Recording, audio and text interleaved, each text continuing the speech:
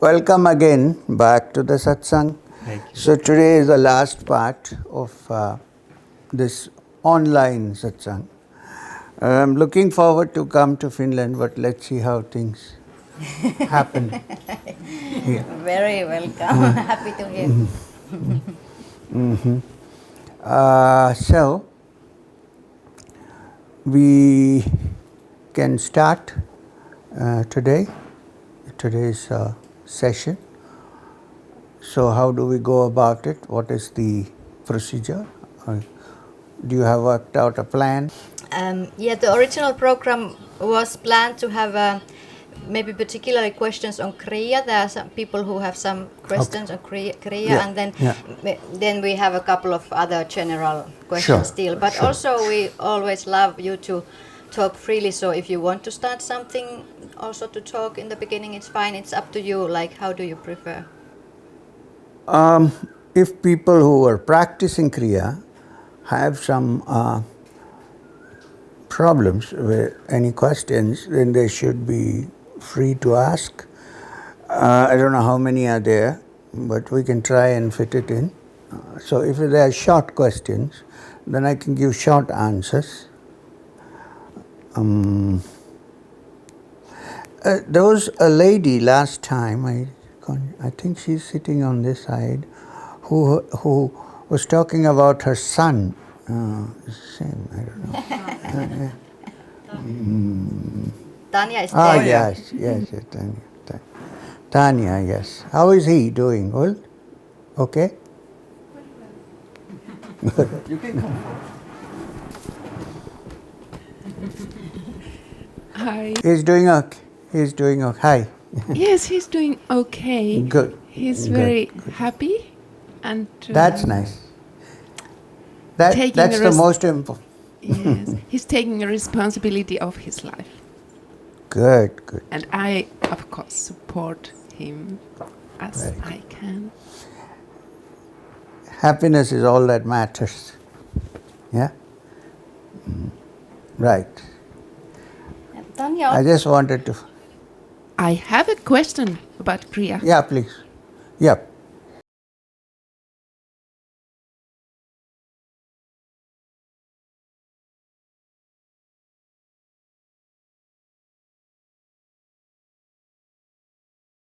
It's a little problem, but not much.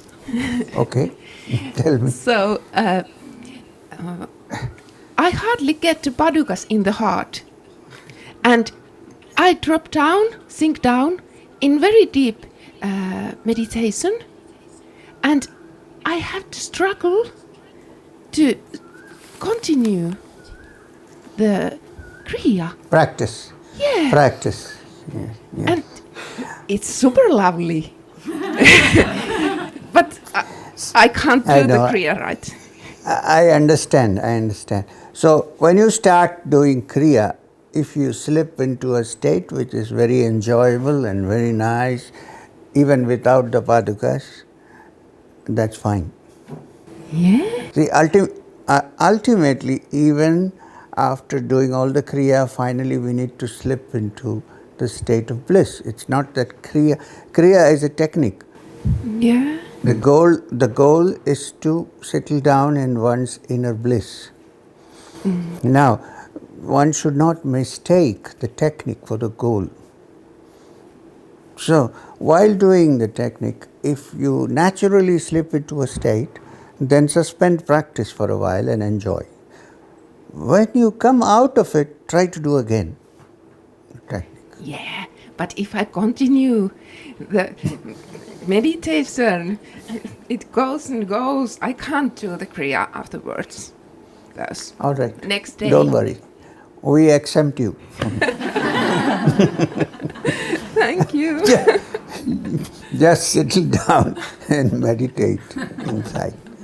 Okay, but chant the Guru mantra before you start. Important, right? I'm leaving you in Babaji's hands.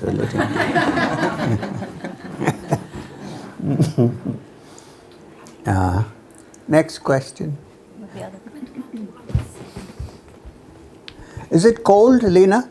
Is it cold? No, it's very warm.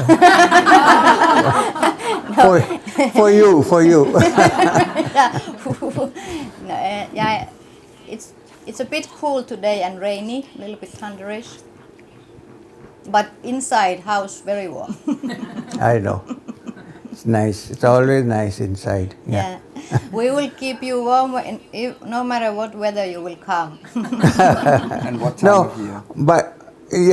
But do you have the day continuing in the night now? Yes, like when I came. Okay. Now this is better than the night continuing. So in that case, it's better to be here before Christmas. Then it goes the other way around. I don't know. September still fine. Okay. Question? Namaste.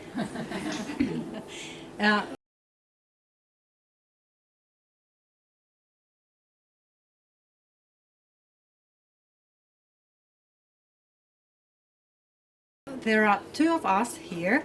I will ask the question for our friend.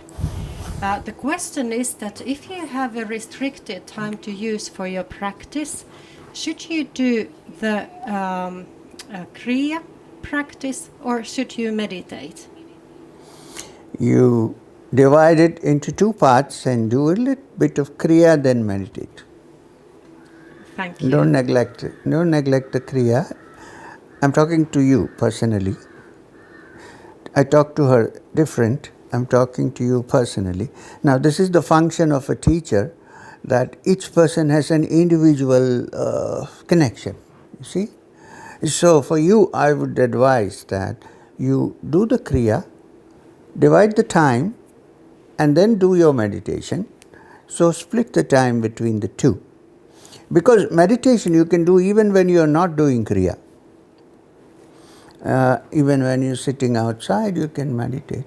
But Kriya you cannot do outside. You can only do when you're in your room. So, do your Kriya and then meditate. So, keep some time for Kriya and keep some time for meditation. Thank you. Yeah. Any other question?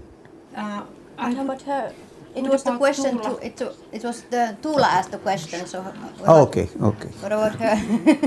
Yeah. I'm talking to her. Yes. Yes, okay. But but do you have a question?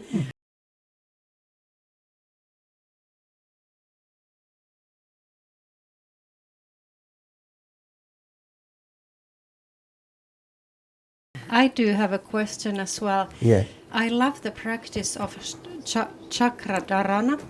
And is it originally so that you should go through all the chakras with one breath? Or No. You may also go to one center, one chakra, stay there for some time, and then go to the next chakra, and so on. It need not be in one breath.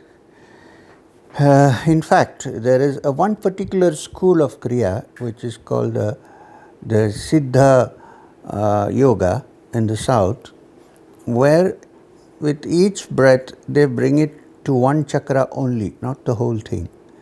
So, first they take a short breath, like that, then they Siddha Muladhara, then the next.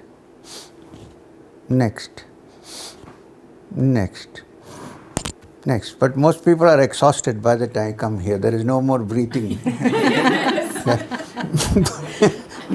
If you go slowly, at some time you should try this also. It's interesting that you take it with each breath to one center.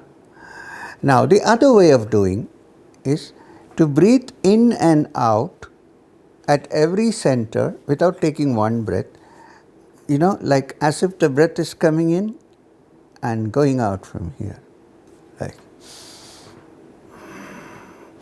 Then you can stay more time. See, I just taught you the basic chakra dharana. yes. There are many variations in chakra dharana.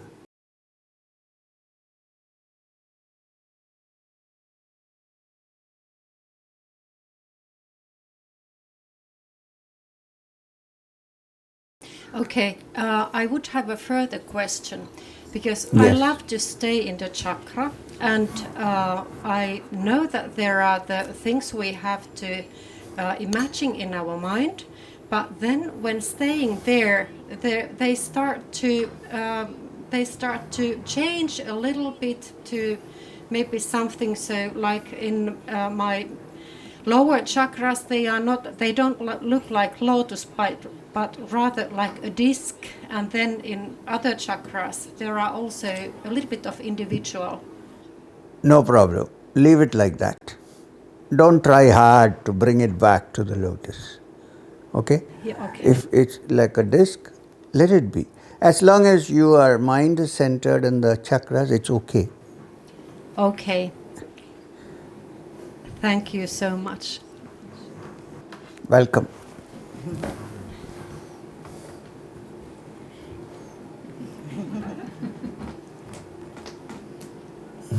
That was a traditional namaskar.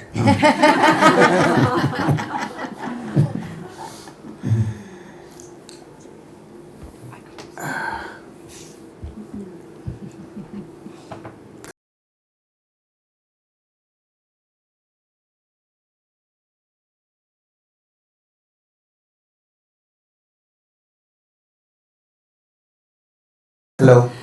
Namaste. I would like to ask about pranayama. So I have had quite big difficulties with the breathing part, and sometimes it's with inhaling, and sometimes it's with exhaling. So it depends on time. What kind of difficulty do you have with breathing? I've thought about it, and I think that maybe it's mostly because of my mind that I'm trying to demand a lot from myself when doing that. So I try to do it as slowly as I can when breathing in, and then try to stay there as long as possible, and then try to. So I know that I try too much, and I've tried to let it go. So now. yes, now you know the problem yourself. Yeah, You try too hard. that's true. Yeah. And in this matter, you shouldn't be trying very hard. This is the middle path. So, if you have a musical instrument with strings, stringed instrument like a guitar or something like that, can you get any music out of it if you keep the strings slack without tightening? No. But if you tighten it too much, will you get music? Because the string may burst, may break. So it has a certain level of tightening, not too much. So what you should do, I have a practical suggestion. One day, don't do your Kriya. Just do in and out breathing. Breathe in, breathe out. Forget about other things, bindu, everything. Just breathe in and out, in and out. Don't even see how much you're breathing in and how much you're breathing out. Just in and out, in and out. Do it for 2 days and then get back to your Kriya. On the third day, then you will see that you're able to do it a little bit more effortlessly. Yeah, because the passages get clear. Problem is also the passage. You see, the breath and the mind are very intimately related. Just as your mind can influence your breath can influence your mind. It's very important to note. So therefore, when you have done this free breathing for 2 days without any Kriya, then the breath will begin to ask for Kriya. I want to go back. Then if you practice, you will find that it's effortless, at least better than before. You don't have to give up Kriya. If you're practicing twice a day, then do only once. If you're practicing once a day, stop for 2 days. And then after third day, you'll feel, I have to do Kriya now. Then you start, your breath will become easy. and effortless. Thank you. Yeah, the breath is a very naughty and very aggressive thing. It doesn't like to be controlled. So sometimes you have to let it go. Like a child, you say, sit and finish these lessons now. So, Mama, what can I do now? Then open the door, go play and come back. And when he comes back, he has more attention. If he comes back. Hopefully in this case. It will come back. Yeah. So another thing that I've been thinking about, that if I feel that I have some difficulties there with breathing, so is it okay to take the kind of middle breath between one round and second round? You can consult these two senior sadhaks sitting in front. And try to ask for some help. And I think you will be able to. Yeah, you can do slow. It doesn't matter. Yeah. Till you get back to the rhythm. Yeah. So basically, I just need to relax. That's all. You just need to relax. Everybody needs to relax. It's too much time, you know. Thank you so much. Thank you.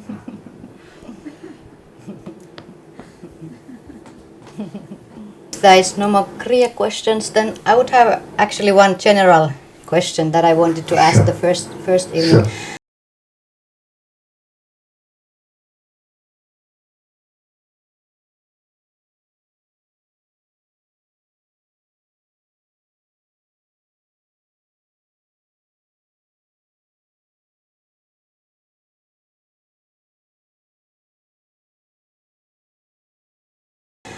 About the I-ness, about the subject, and then the individuality and beyond individuality. You know, in Kashmir Shaivism, they have this super elaborate system of tattvas, and tattvas of objectivity and subjectivity. And this Lakshman Joo is explaining these subjects as like a pure subject, purer subject, and the purest. Yeah, okay, I know you know, but I'm just giving a background for the question. So then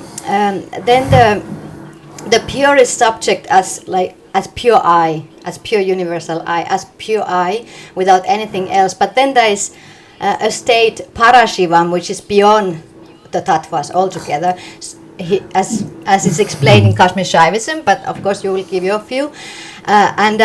This what I would like to ask is that because the ParashiVam is not part of the tattvas, and then there is a purest subject, which is the I-ness. So my question is whether there always remains some sense of individuality, if it's even when you ultimately realize your state of ParashiVam, you will still always keep that I-ness will always remain. Is it like that actually they simultaneously you still remain as that purest, the seer, even there is a state beyond that. So can you elaborate this? Do you get? So which text have you been doing?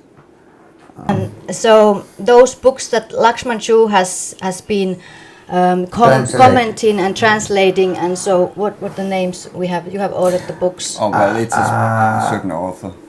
It's John Hughes. It's a John Hughes questions to Lakshman Joo, and then Lakshman Joo is explaining. It's direct transcriptions from Lakshman Joo, so he's explaining them. Yeah. I know this man. No, if you want, it's a little too elaborate, like a theory, you know, this Kashmir Shaivism. But there is no need to divide ParashiVa, this Shiva, that Shiva. I mean, it gets a little mathematical rather than. I'm sorry, I'm not blaming anybody, but that's how it gets. And it's not the innate nature of Kashmir Shaivism. But Lakshman Joo, of course, he was a great man. Lakshman Joo was trying to bring it like a system of philosophy basically for the Westerners. So he thought if you go it this way, that would interest them better. But if you want to get the essence of Kashmir Shaivism, also translated and commented by Lakshman Joo, just read the Vignana Bhairava. Don't read too much of. We have that. I have, yeah. So read the Vignana Bhairava. Yeah. So, okay, that is one part of the story. To your question of whether an identity remains after one has reached, I would say, you see now, Kashmir Shaivism, Vedanta, Yoga Darshanas, Sankhya, they're all different approaches to the truth. However, everyone agrees that in the ultimate level of expansion, there is no duality, it is only one. Sankhya is a very dualistic philosophy to begin with, because it has Prakriti and it has Purusha. But the ultimate state that the yogi reaches, either in Sankhya or in Yoga Darshana, is oneness. The very word Kaivalya is Kevala, one, only oneness. Right? So this oneness is also what Shankara talks about in the Advaita Vedanta. This oneness, ekatvam, this oneness. Now, what you should understand is, in Yoga Shastras, Samadhi is divided technically into different Samadhis, Savikalpa, Nirvikalpa, so on. But in Vedanta, even though Shankara was quite familiar with the Yoga Shastras, there is a recent book come out, which is Shankara's commentaries on the Yoga Sutras of Patanjali and Vyasa's commentary. Very interesting. Well, we knew from the beginning that Shankara was well versed in the yogic sciences, also in the Sri Vidya Upasana. He came from an orthodox family in Kerala who were Sri Vidya Upasaks, from a Shaivite family, and so on. But he went into the Advaitic philosophy, Advaita Vedanta, commentaries on the Upanishads and so on and so on. Now, from his concept, as he looks at it, when that state takes place, there is only the Brahman and nothing else existing. There is no separate world existing. But the Brahman is not total unconsciousness, it is consciousness. Since it is the essence and core of consciousness, it should have an identity. But it is not the small identity that we have, that the ego has. The ego says I because of that I, mistakenly thinking that it is a separate individual. So, to your question, at that stage, you may use the word Parashiva or beyond, or you can use the word moksha as used by the Vedantins, where what is understood is that Brahma Satyam Jagat Mithya, there is no reality other than the Brahman. This is understood. Now, if one says that I understand this, there is already an I there, but it is not the small I. You know what I mean? It's not as if it is dead and gone and there is no consciousness. No. It is the core of consciousness from which these little individual consciousness have come. So it certainly has an I, but it is a big I. It's not the small I. It's also the I of the I. Chakshushat Chakshur, Upanishad, is the I of the I. Manaso Mana is the mind of the mind. Somebody said, if the mind is the I of the I, even if your eyes are open, if your mind is not interested in something, you may see the images, but it doesn't register. The mind has to cooperate. So the mind is the I of the I. without this eye of the mind, this eye is of no use. You can see, but you don't register. I am talking to you. If I am thinking of the Himalayas, I can see your images, but my mind is not there. You know what I mean? So the mind is the eye of the eye. Now imagine something which is the eye of the mind. I don't know how. So how will that be? So it's not that the eye is in there, but it is the eye which is the eternal witness of everything that is happening. It's not an unconscious state. That's what I'm trying to say. And if it is a conscious state, there has to be an I. But that I is not the individual I. So, even in Kashmir Shaivism, if you go deep into the understanding of it, this is what they're trying to say.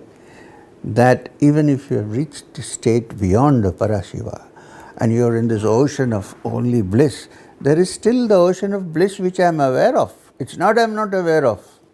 So that awareness exists. That's what I'm trying to say. Not even individuality, the awareness exists.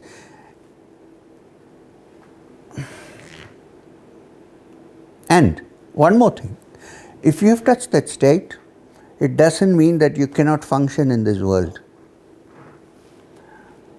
All the great teachers who have written and spoken about this have functioned in this world, written books, walked from one end of the country to another, taught. How did they do that? So it's not taking you from efficiency to inefficiency, it's taking you from efficiency to greater efficiency. There's something to note. It's the time now we begin to think of spiritual advancement and yogic advancement as not cutting off from the world, but staying here and improving it. Because you can't run away anywhere. A yogi who runs away to the cave, he can't run away without his mind. He has to take his mind also. He can't leave it there and go. So what's the point? The times have changed. We need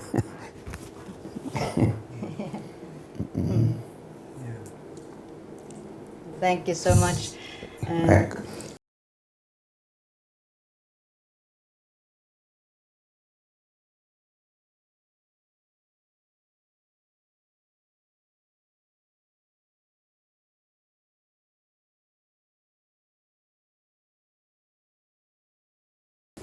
Just related to this, in your autobiography, you mentioned that Sri Guru comes at some event, and then he says to Maheshwanath that, Mahesh, I need to talk to you, see you on subtle level on Thursday.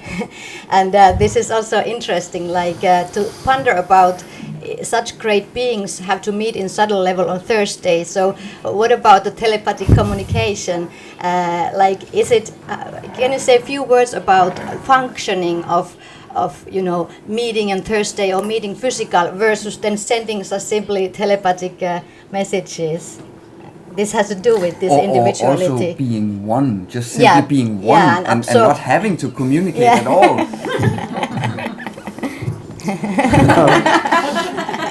Oops.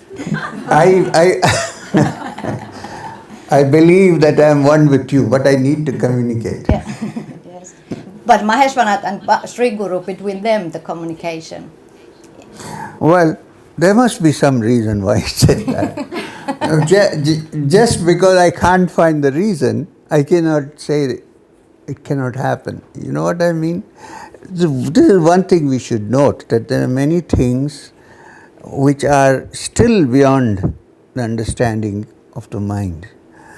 And this could be one of those things. Because I cannot say that I have fully fathomed Sri Guru Babaji or Maheshwanath Babaji. I haven't fully fathomed how they were. I haven't met a person, for instance, who could tune into somebody and converse in the same language. I haven't seen anybody like that. I can't do it.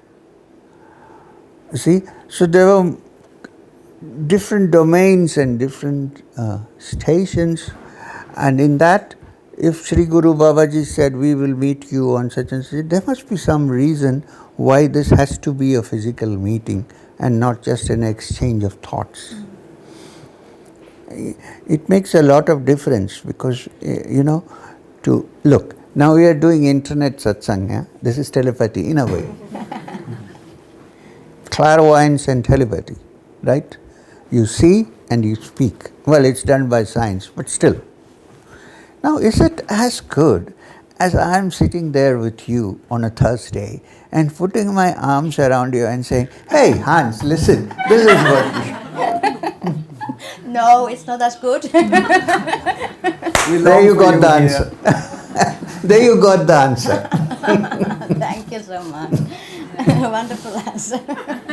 No, true. It's true. Really true.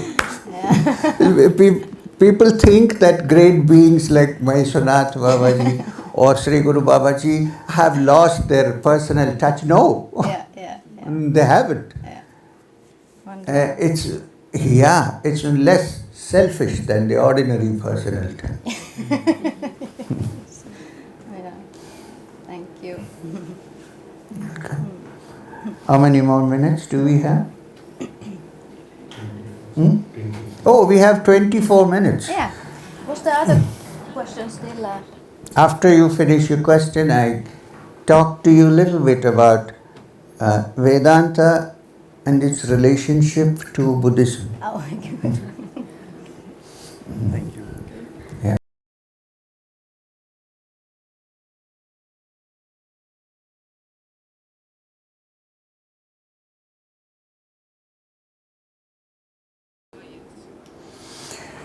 Kriya practice and Navarasayana has no direct link, but there is a chemical science of Navarasayans which are supposed to keep the body younger and do Kaya Kalpa and retain its youth forever. Not forever, till you die, till we die. So this is the science of Navarasas. I had a chance to study it, but Babaji asked me, are you serious? Do you want to do this? So I thought for a while and I said no. But I have picked up a few things out of that which I keep using because I need to teach, I need to stay active, I need to roll back. So this is the science of the Navapashana, Navarasa. It means they are chemical processes by which certain chemicals are isolated through a lot of experiment, which when used can keep the body younger and stronger for a longer time than normal, not forever. And it is a Siddha tradition, and there is a link between the Kriya and the Siddha tradition. But we concentrate more on the spiritual aspect rather than trying to. One Sri Guru Babaji is there staying for I don't know how many, enough. So, but it is a good practice. While I can't give you the chemicals used because you have to be very careful, otherwise you end up poisoned and all kinds of problems can happen, especially for the kidneys. So I can't give you the exact reason, but I can say in general that there is an Ayurvedic preparation which is used when you do Kaya Kalpa, and that is Chavanaprash. It's called Chavanaprash. But nowadays even that has become commercially produced, so you have to check where you can get good Chavanaprash. You can also make your own Chavanaprash if you get gooseberries. You know what are gooseberries? Amla. Amla, yes. Not amla. Amla, yes. Gooseberries, they are bitter when you eat them, but when you drink water they become sweet. It becomes sweet. I don't know if you have it here. In India we have these big green amlas. Yeah. Now these amlas with ghee and various other medicines mixed are made into a concoction which is eatable. It's called a lehya.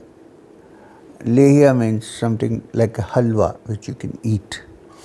It comes in. So usually people take 1 tablespoon of Chyavanprash early in the morning before breakfast, and 1 spoon with a little warm water or warm milk after that to drink, to wash it down. And in the night, before you go to sleep, after food, 1 spoon of Chyavanprash with a little bit of milk, warm milk or warm water. This itself, if you continue for a few months, has a great effect on the cells of the body and can reverse a lot of damage that happens to the cells. But rasayan, to go and there are things like Agastya rasayan and so on, but available readily. But you need to be careful before you go into this. I know of cases where, because it contains mercury sometimes, and which is poison, and it contains salts like sulfides, which could be dangerous if you don't know exactly how to use it and what dose and so on. So generally we stay away from the rasas.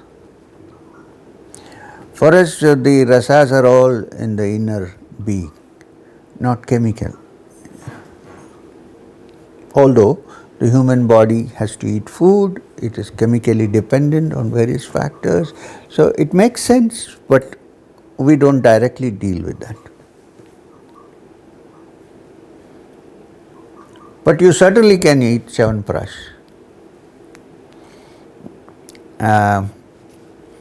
You can buy it in India somewhere.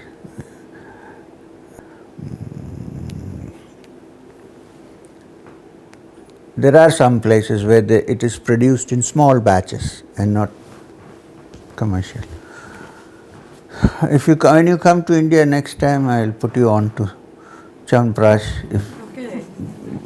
Where to get good Chyavanprash, which is not just commercial. Bring that very much.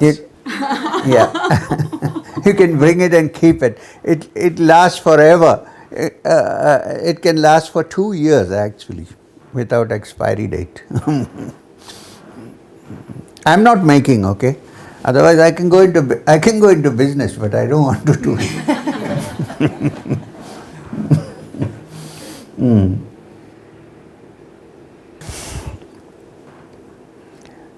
Since she asked that question, there's one more thing. There is actually a practice in the ancient Indian system of revival, rejuvenation, which is called Kalpa,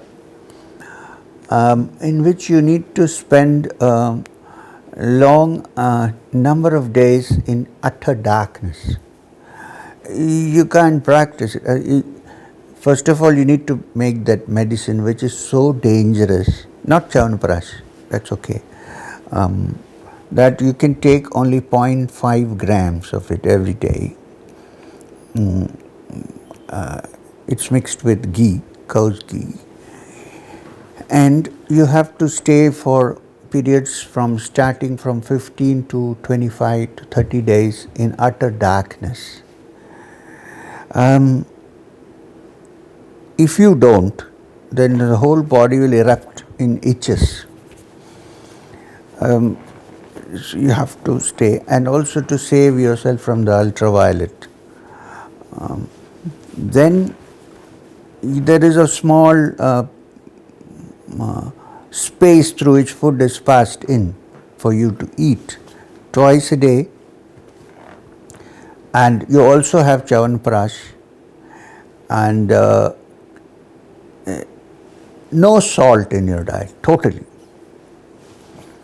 Completely, salt is totally taken off.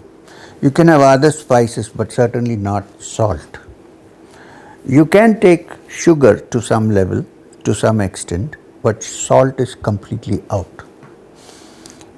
This is a short period they usually do for 15 days in the darkness. and you also are given some herbs, and you only eat spiceless, simple food. The worst thing, the biggest problem is that during this period, you cannot drink water.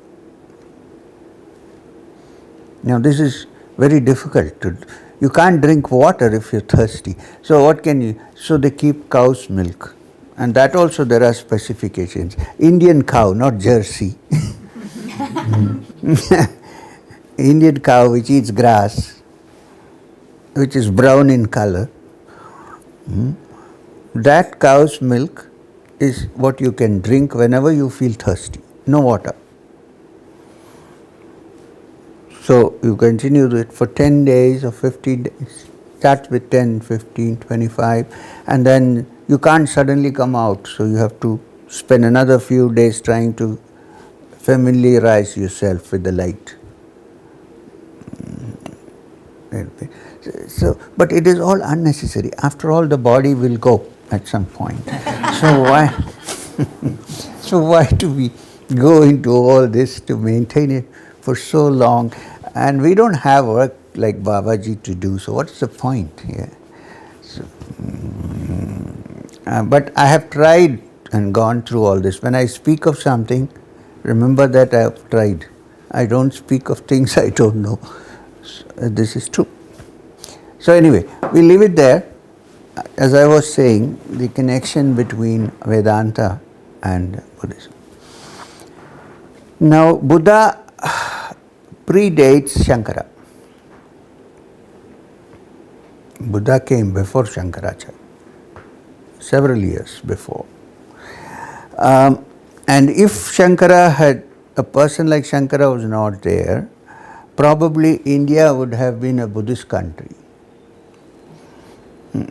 I'm not saying whether it is good or bad, but India would have been a Buddhist country because many people were turning to Buddhism. And Shankara, he was like a prodigy, a child prodigy, born like that. Like in the Yoga Sutras of Patanjali, they say special powers come through birth, through practice, through drugs, and so on. So this is the example of special powers that come by birth. Could be because of the past births. So at 12 he had finished all his studies, at the age of 12.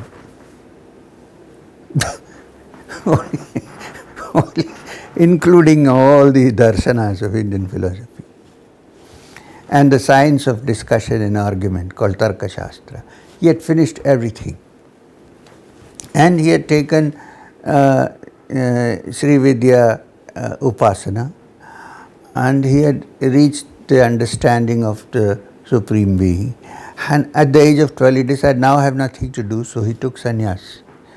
He became a monk, and he wandered from the south of India to the north of India till Kedarnath.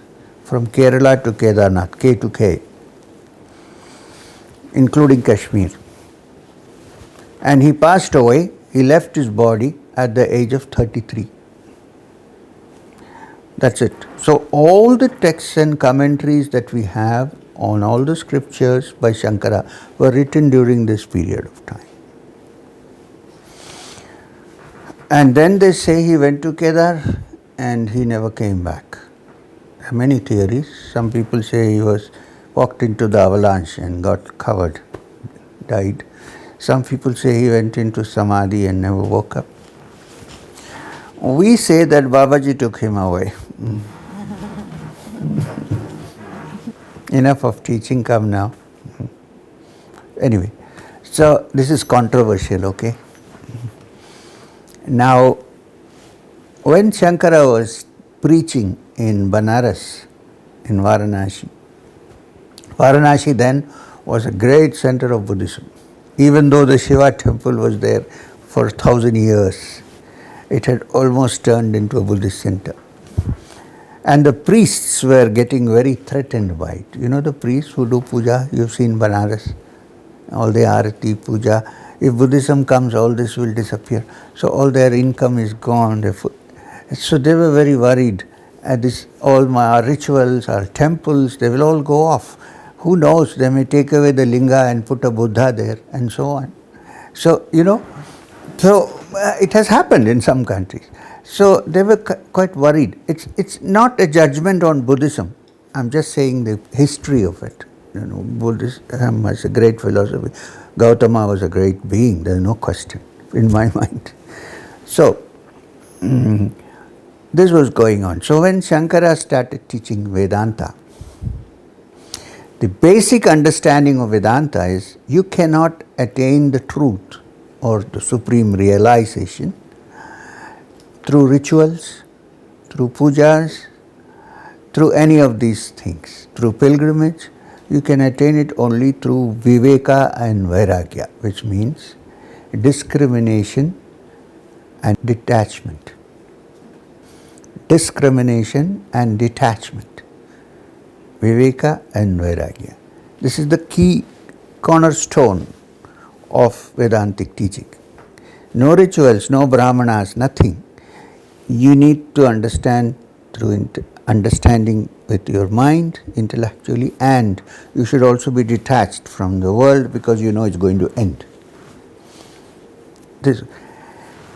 And then when you finally reach, so the orthodox Brahmins were very worried because this man, he says he's a Brahmin, he come from an orthodox family in Kerala, and he's a sannyasin, he's a monk, and he says no need of rituals. And the definition of the truth according to Shankara, which is the Brahman, Parabrahman, was very close to the description of Shunyata of the Buddhists.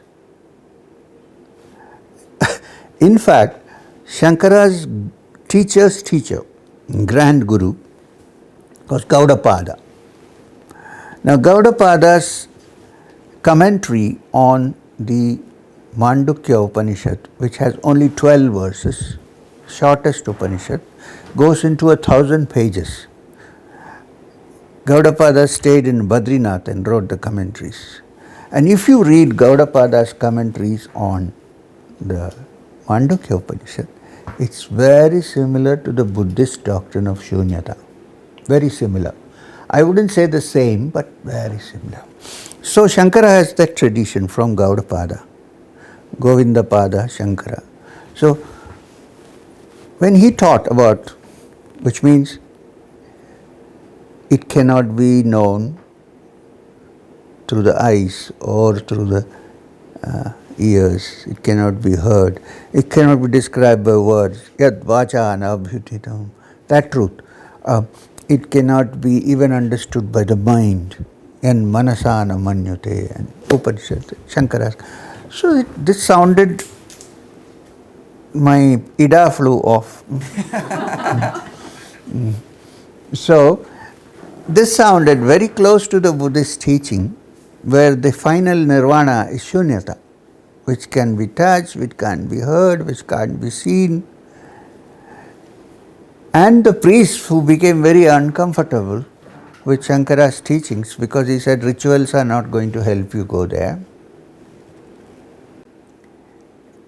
labeled Shankara as a Buddhist in disguise, come to destroy us. They called him a Prachanna Bhautika, which means a Buddhist who has disguised himself as a Brahmin and has come to destroy our culture. Shankara. Though Shankara's job was to have discussions with the Buddhists and prove and succeed in proving that Purnata is a better word than Shunyata.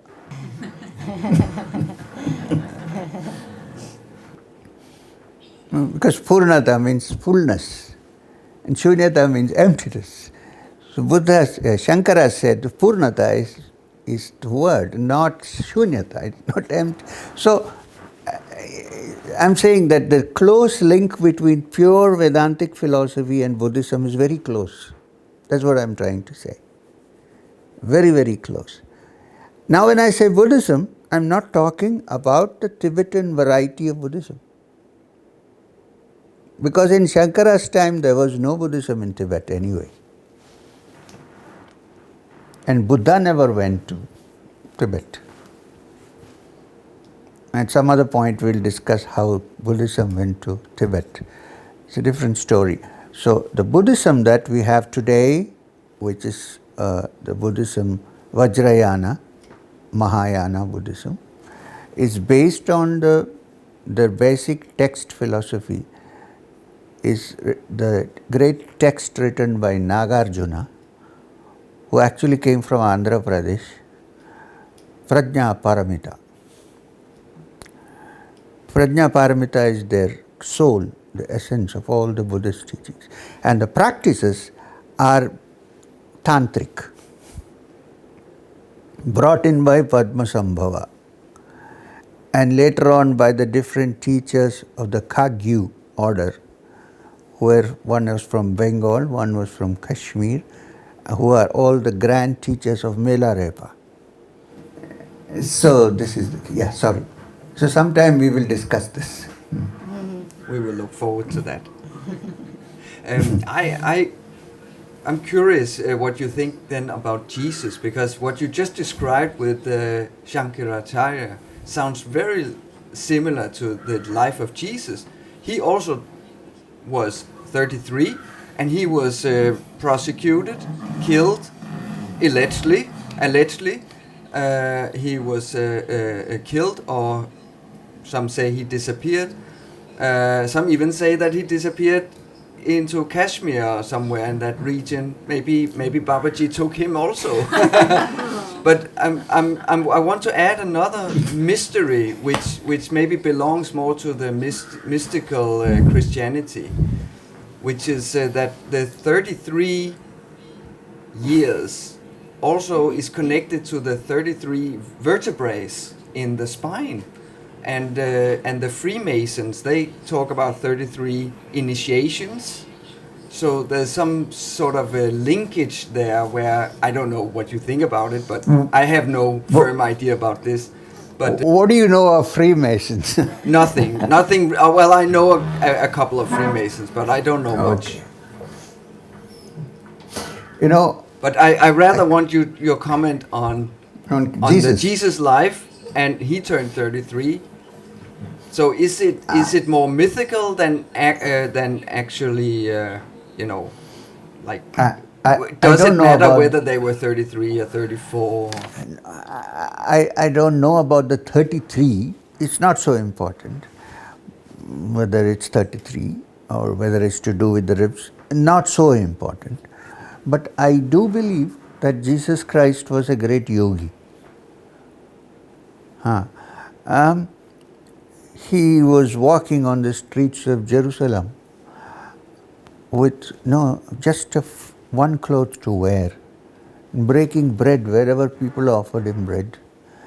In Sanskrit, in India, we would call such a being a parivrajak. And his spiritual attainment was, the old rule of the Old Testament, the law, the Mosaic law, is an eye for an eye and a tooth for a tooth. Jesus pushed it aside. But it is also the old law of Moses. I mean, it comes from the Old Testament, an eye for an eye and a tooth. Now if you go into the teachings of this wandering saint, who had no place to stay, even sadhus have ashrams. Here was a man who said, the foxes have dens and the snakes have holes, but the Son of Man has no place to lay his head. A typical wandering yogi, very typical. I'm not saying he was Indian, no. He was, of course, the son of Joseph.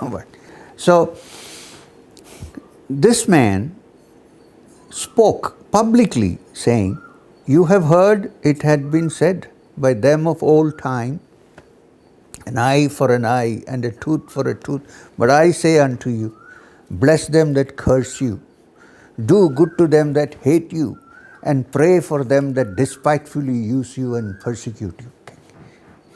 How? First of all, who has the guts to stand there and preach near the temple of Solomon, of the Jews, and say that I'm changing the law now? No more eye for an eye and a tooth for a tooth. Bless them that curse you. So here was a spiritual being.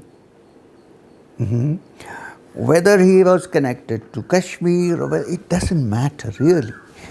Here was his, what if he is not? If he was only in Jerusalem, who cares? But he was a spiritual being. And one thing, the 12 years he was not seen there. When he came back after 12 years, people don't know what happened during those 12 years. So there are various speculations. He went to Kashmir. There is a tomb which they show and say, oh, here is Jesus. I don't believe it, honestly. Nor does Maheshwarnath Babaji agree. He said it must be some guy who came from the east who is buried there, but not Jesus. He said Jesus is not buried anywhere. So anyway, and he had great regard. Once somebody asked him, how come you have the images of so many, people worship so many images in India, but only the Christians worship Jesus? He said, because the Christians call him the Son of God, but we worship him as God. He said if Jesus was in India, he would have been one of the avatars. So here was a great yogi. Probably in these 12 years, he went to some great teachers. Much of his teaching is also Buddhist oriented. Also, peace, non-violence, right? And he could have also studied under a sect which existed near the Dead Sea called the Nazarenes. The Nazarenes were a very yogic kind of, similar to yogis, sect who settled down and who were vegetarian and who had simple bread to eat and who practiced different kinds of meditation, about which if you need any more information, you should read the texts of the old Christians before the church was formed, like the Pistis Sophia and so on, where the details are given how to lead a life and how to reach the Lord. And from the fact that he proclaimed that he and his Father are one, is an indication of the understanding that in the heart is the soul which is a part of the divine, and so there is no difference. And very many people forget that Jesus never spoke Hebrew. He spoke a language called Aramic, which is very close to the Syrian language today. So all his speeches and talks were in Aramic, not Arabic, Aramic. So if you ask me, even if Jesus is not, he may be connected to some Indian sages, I cannot deny this. Even if he is not by himself, he is a greatly realized master, a teacher.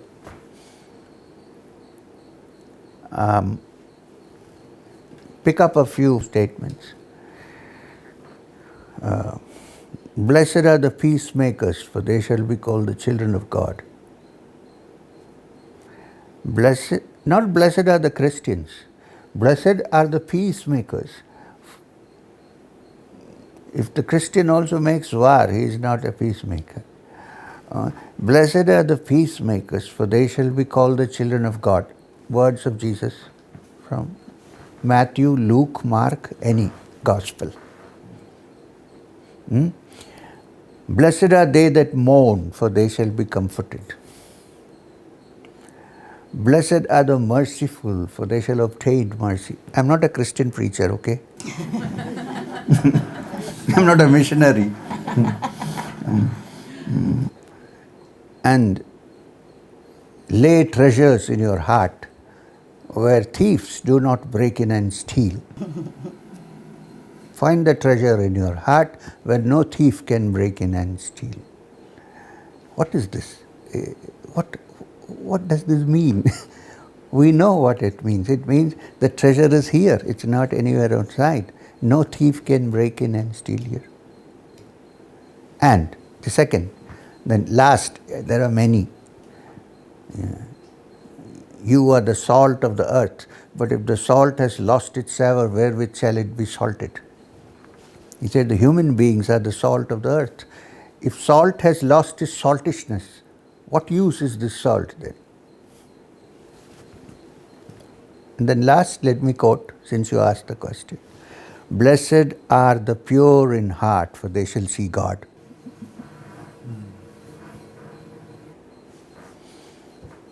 So, blessed are the pure in heart. Do they have to be Christians or Muslims or Hindus or Buddhists? Pure in heart, finished. And this cannot come from someone unless he had touched the spiritual core. And the guts to say that, standing in front of the temple, you can't unless you know who you are and where you are.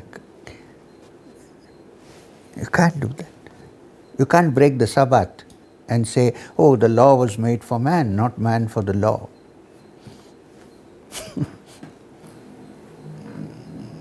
See?